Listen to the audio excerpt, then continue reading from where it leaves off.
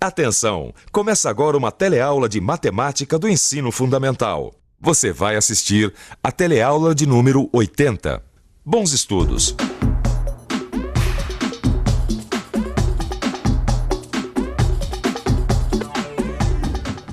Você sabe me dizer quantas peças claras tem em volta dessa peça escura? 8. 8. 13? Tem certeza? 12. 8. 12. 4. 8, 12.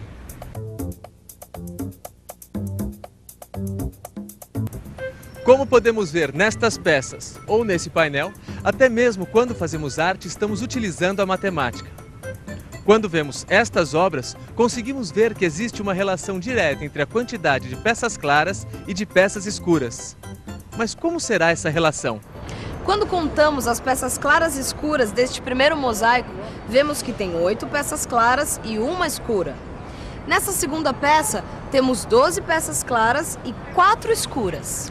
Como disse o nosso repórter, eu também acho que existe uma relação matemática envolvida com essas peças. E você, Jonas, será que você sabe qual é a próxima figura depois desses 2 mosaicos? Levando em conta o número de peças escuras no centro da figura, eu acho que esse próximo mosaico tem 25 peças no total e 9 peças escuras no meio. Como é que você adivinhou?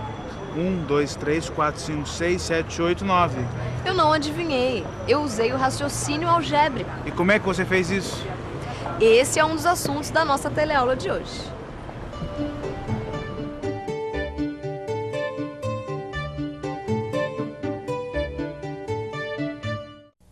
Na teleaula de hoje, vamos relembrar alguns conceitos básicos da álgebra. Nós vamos rever algumas aplicações práticas dessa parte da matemática que utiliza letras para sua comunicação. Aprenderemos também como escrever expressões matemáticas que representem padrões geométricos.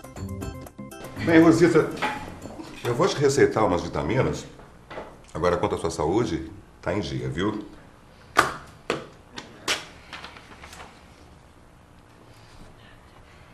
Ai, Alexandre, você bem que podia dar uma melhoradinha nessa sua letra, né?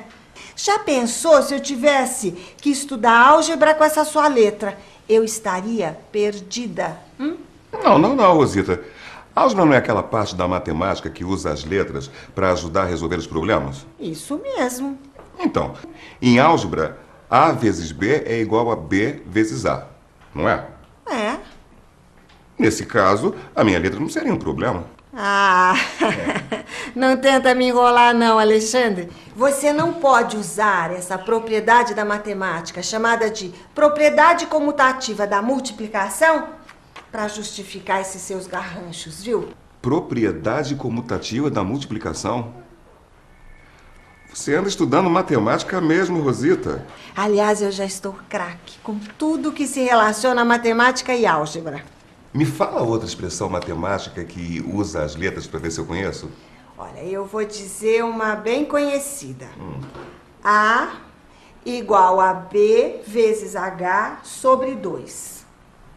A igual a B vezes H sobre 2? Acho que eu preciso pensar um pouco. Vamos pensar um pouco. A igual a B vezes H sobre 2. Essa expressão algébrica representa a fórmula que se aplica para calcular a área de qualquer triângulo.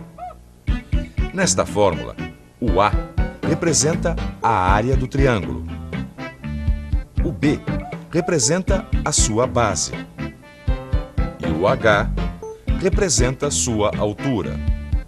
Como podemos ver, essa fórmula se aplica para calcular a área de qualquer triângulo. Sabe que eu não lembrava que essa fórmula servia para calcular a área de qualquer triângulo? Eu só lembrava do triângulo retângulo. Mas pensando bem, nesses 2 exemplos a gente viu que a álgebra pode ser utilizada para expressar uma propriedade operatória ou uma fórmula geométrica. Isso mesmo. Nesses exemplos, as letras aparecem representando uma variável porque elas variam de valor. Mas e quando a letra representa uma incógnita? Isso também é álgebra, não é? Claro. Mas agora vamos ver se você consegue resolver um problema. Espera aí. Carla e Ana têm juntas R$ 1.314. Ana tem o dobro da quantia de Carla. Qual é a quantia de cada uma das meninas? Bem, a primeira coisa que eu preciso fazer é traduzir os dados desse problema em linguagem matemática. Então, eu vou chamar a quantia que Carla tem de x, e como a Ana tem o dobro da quantia da Carla, então ela tem 2 vezes x. Carla e Ana juntas, ou seja, x mais 2x, tem 1.314. Agora, para solucionar o problema, basta resolver a equação do primeiro grau. X mais 2x igual a 1.314. 3x igual a 1.314. X, então, é igual a 1.314 dividido por 3. Fazendo as contas, dá que x é igual a 438. Portanto, Carla tem R$ 438 e Ana tem R$ 876. Como a gente viu nesses exemplos, a álgebra pode ser utilizada para expressar uma propriedade operatória, uma fórmula geométrica ou para equacionar e resolver um problema. Bem, nesses exemplos, as letras aparecem representando uma variável ou uma incógnita. Nesse último exemplo, a letra está representando uma incógnita, pois representa o que precisa ser descoberto ainda.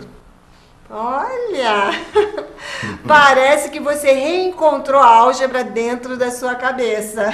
Não só reencontrei, como me lembrei de outros exemplos. Você sabia que em diversas profissões e atividades surgem problemas que podem ser resolvidos com o auxílio da álgebra? Sabia. E você sabia também que alguns desses problemas são tão frequentes que existem fórmulas prontas para sua rápida resolução? Acho que eu já vi isso em algum lugar. Para acompanhar o desenvolvimento de uma criança, os médicos costumam usar uma fórmula matemática que relaciona a idade da criança com a altura esperada para essa idade. E essa fórmula vale para crianças com idades entre 4 e 13 anos e é expressa pela equação y igual 5,7 vezes x mais 81,5. Que é uma equação da álgebra. Isso! E nessa equação, o x representa a idade da criança em anos e o y vai revelar a altura da criança em centímetros. Sabendo esses dados, Rosita, eu quero que você me diga qual é a altura esperada de uma criança com 8 anos. Bom, espera que agora eu tenho que fazer as contas. Bom, sabendo que na equação a idade da criança está representada por x, e como você disse que a criança tem 8 anos, então substituímos o x pelo 8. Fazendo as contas, temos y igual a 45,6 mais 81,5. Realizando a soma, temos y igual a 127,1. Isso significa que uma criança de 8 anos tem por volta de 127 centímetros de altura, ou 1,27 m. Está vendo? Essa é uma aplicação bem prática da álgebra. Porque se por acaso a criança estiver muito abaixo ou muito acima dessa medida, os médicos e a família poderão fazer um diagnóstico e tomar as devidas precauções. Mas a gente não pode esquecer que, em geral, o desenvolvimento de uma criança depende do tamanho dos pais, da alimentação e de outros fatores. Por isso, consideram-se como altura normais a das crianças que tiverem 10 centímetros a mais ou a menos desse valor fornecido pela aplicação da fórmula. Como acabamos de ver, a álgebra é uma ferramenta muito importante que pode ajudar a resolver diversos problemas da vida prática. Além desses exemplos que vimos, vale lembrar também quando na transmissão de um jogo de futebol, o narrador diz que um determinado chute estava numa velocidade de 90 km por hora. Para chegar a esse valor, o que se faz é um cálculo da velocidade média da bola. Como existe uma fórmula para determinar a velocidade média, que é V igual a E sobre T, onde E é a distância percorrida e T o tempo, o que o narrador deve fazer é substituir as letras da equação algébrica pelos valores numéricos. Dessa forma, para chegar ao valor da velocidade, basta fazer as contas. O que, aliás, a Joana ainda está devendo para a gente. Isso mesmo, Joana. Você conseguiu adivinhar a quantidade de peças nesse mosaico. Mas como é que foi isso? Como eu te disse, usando o raciocínio algébrico. Do quadrado do primeiro mosaico para o quadrado do segundo mosaico, o que muda é o número de peças em cada linha e em cada coluna. No primeiro mosaico, cada linha e coluna tem 3 pecinhas e no mosaico seguinte, cada linha e coluna tem 4 pecinhas. Pensando na sequência, o mosaico seguinte teria que ter 5 pecinhas em cada linha e em cada coluna. Tudo bem, mas pensando dessa forma, você conseguiu adivinhar o número total de peças dentro da figura. Mas como é que você conseguiu adivinhar a quantidade de peças escuras dentro do quadrado? Da mesma forma que o número total de peças. Eu acrescentei mais um e multipliquei por ele mesmo. Acho melhor você explicar isso. Veja que da mesma forma que nas linhas e nas colunas de peças, o que fiz nas peças escuras do meio foi também acrescentar mais uma pecinha. Dessa forma, a quantidade de pecinhas a serem pintadas no meio deveria ser de 3 vezes 3. Com esses 2 números, nós também podemos saber quantas peças claras tem em volta das escuras. Essa conta eu também sei fazer. Basta você subtrair o número de peças escuras do número total de peças. Nesse caso, vai dar 16 peças claras. Isso mesmo. Mas, peraí, esse raciocínio serve para qualquer figura dessa sequência? Bom, para responder essa pergunta, vamos dar uma olhada nessa tabela. Nesta tabela, nós podemos ver a relação que existe entre o total de peças e a posição que a figura ocupa. Por exemplo, a primeira figura tem 9 peças no total e uma peça pintada no centro. E 9 é o mesmo que 3 elevado ao quadrado. A figura seguinte, na posição 2, tem 16 peças no total, que é o mesmo que 4 elevado ao quadrado, e 4 pecinhas pintadas no centro. A figura que João perguntou é a terceira.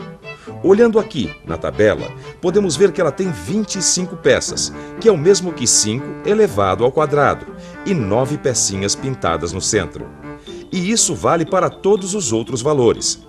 Observe que existe uma relação entre a posição da figura e o total de peças, isto é, o total de peças é sempre a posição da figura mais 2 elevado ao quadrado.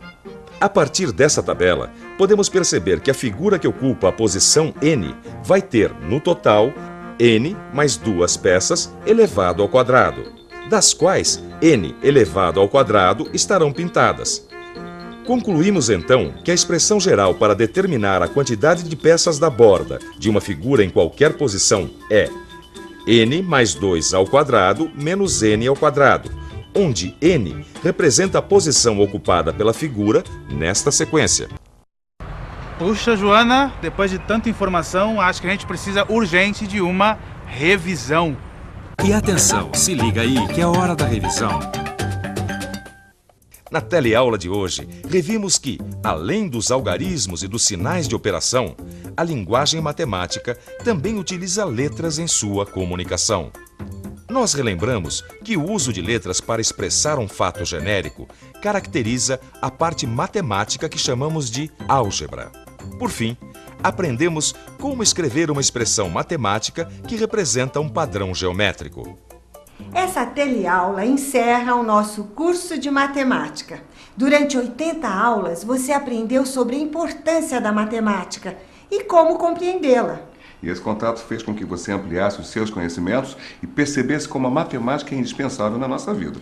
Agora é a hora de se debruçar sobre os livros para não esquecer nada do que você aprendeu. Aprender é um processo constante que não se encerra somente nas aulas. Por isso, não pare nunca de aprender. Tchau! Até logo, Rosita. Até logo, Alexandre. Thank you.